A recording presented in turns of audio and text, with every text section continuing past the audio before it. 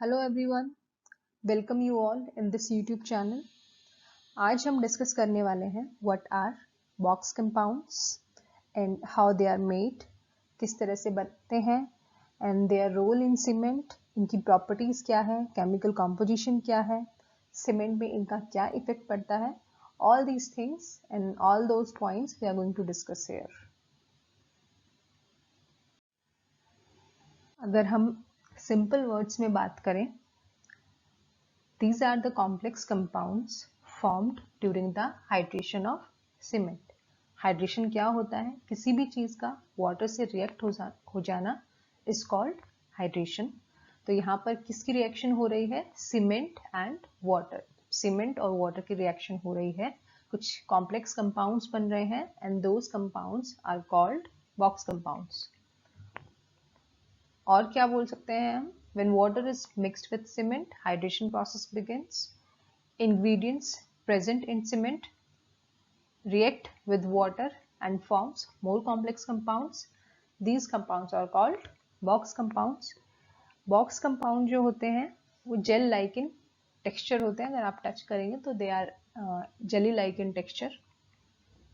आगे हम बात करेंगे क्या इनकी केमिकल कॉम्पोजिशन होती है, क्या फॉर्मूला होता है, कौन से ऐसे कंपाउंड्स हैं जो फॉर्म हो रहे हैं with reaction of cement and water. कौन से ऐसे बॉक्स कंपाउंड्स हैं we are going to see here. Number 1 is tricalcium silicate. इसमें क्या है? 3 मॉलिक्यूल हैं CaO के and 1 is of SiO2। Name of compound is tricalcium silicate. Formula is 3CaO SiO2। अगर हम एब्रीवेटेड फॉर्म में देखें, एब्रीवेटेड फॉर्म में it's C3S. For CaO we have used C and for SiO2 we have used S. Three molecule है CaO के, इसलिए हमने यहाँ पर C3 का यूज किया है। SiO2 का एक ही मॉलिक्यूल है, इसलिए हमने नॉर्मल S यूज किया है। नॉर्मल अगर आप बुक्स में देखेंगे या कहीं भी देखेंगे, एब्रीवेटेड फॉर्म का ज्यादा यूज है। कहीं भी अगर आपको C3S दिखता है तो इसका मतलब इट्स ट्राई कैल्शियम सिलिकेट। दूसरा कौन सा बॉक्स कंपाउंड है? Second one is dicalcium silicate. Formula is 2CaO SiO2। For CaO we have used C, 2 molecules 2, SiO2 का एक ही मॉलिक्यूल है, S यूज किया हमने। ऐसे ही थर्ड बॉक्स कंपाउंड है ट्राई कैल्शियम एल्यूमिनेट। CaO के इसमें 3 मॉलिक्यूल हैं, Al2O3 के लिए हमने A यूज किया है, so we can write C3A। Fourth कौन सा कंपाउंड है? Fourth one is tetracalcium aluminoferrite, जिसमें CaO के 4 कंपाउंड हैं, सॉरी 4 मॉलिक्यूल हैं एंड Al2O3 का एक मॉलिक्यूल है, Fe2O3 का एक मॉलिक्यूल है। Therefore we have used C4AF। तो कौन से मेन 4 बॉक्स कंपाउंड्स हैं? C3S, C2S, C3A, C4AF।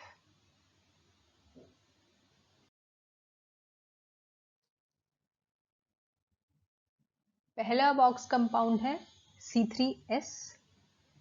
C3S का क्या रोल होता है? It react with water and produces more heat of hydration. बहुत ही इजीली पानी के साथ रिएक्शन हो जाता है, जिसकी वजह से इसका जो सेटिंग टाइम है बहुत अर्ली होता है, बहुत पहले ही सेट हो जाता है। हाई हीट ऑफ हाइड्रेशन होती है which is equals to 517 kilojoule पर kg। अर्ली स्ट्रेंथ के लिए रिस्पॉन्सिबल होता है। इन्हीं प्रॉपर्टीज के कारण C3S का यूज कोल्ड वेदर कंक्रीटिंग में हम ज्यादा करते हैं। मतलब वहां पर जिस भी सीमेंट का यूज होगा उस सीमेंट के अंदर C3S की क्वांटिटी ज्यादा होगी।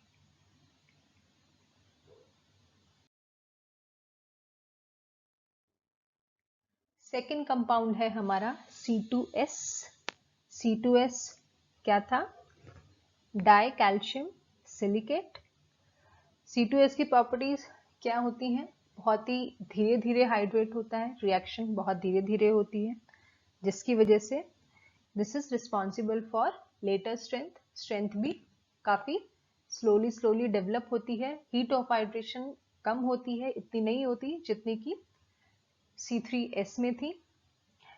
लेस हीट ऑफ हाइड्रेशन कम होगी, you can see it's 262 kilojoule पर kg, and important thing is quality of the product of hydration of C2S is better than that of C3S.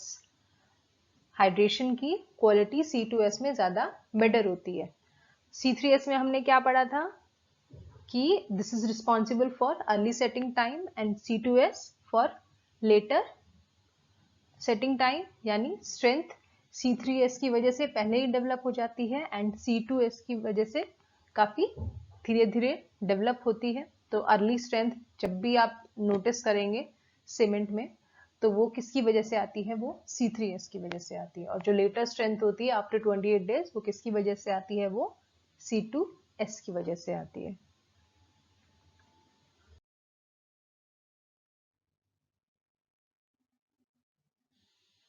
Now coming to third box compound, that is C3A. C3A क्या था, try calcium aluminate. C3A का strength में as such कोई role होता नहीं है, बहुत ही minute amount होती है जितनी हमें स्ट्रेंथ मिलती है सीमेंट में। In fact it is harmful for the cement, जिसके लिए हमें कुछ स्टेप्स भी लेने होते हैं ताकि इन फ्यूचर सीमेंट को ज़्यादा हार्म ना करे, ज़्यादा इफेक्ट ना पहुंचाए। रिएक्शन C3A की वाटर के साथ बहुत फास्ट होती है, बहुत ज़्यादा हीट ऑफ हाइड्रेशन प्रोड्यूस होती है।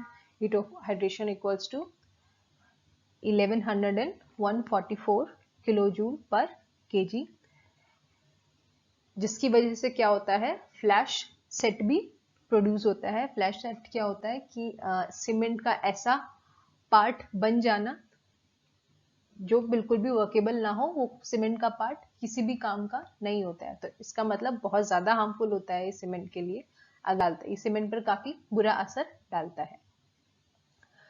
स्ट्रेंथ में कोई कंट्रीब्यूशन नहीं रहता है।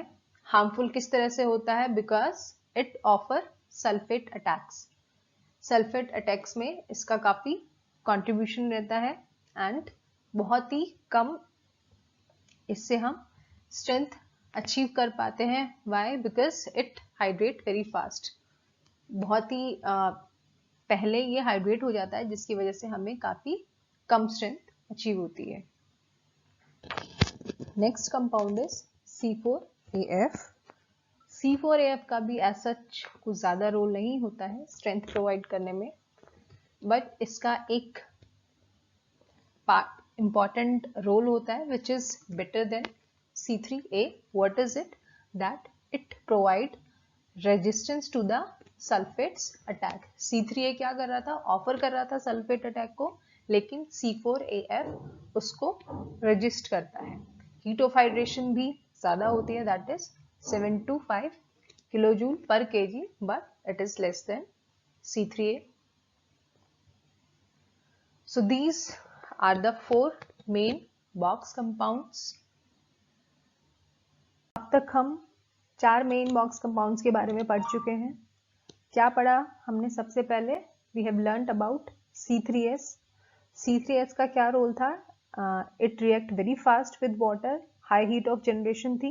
high heat of generation की वजह से हमें क्या मिल रहा था, early strength we obtain in case of C3S. Next हमने C2S के बारे में पढ़ा। C2S बहुत ही स्लो हाइड्रेट होती है, because of that it is responsible for later strength.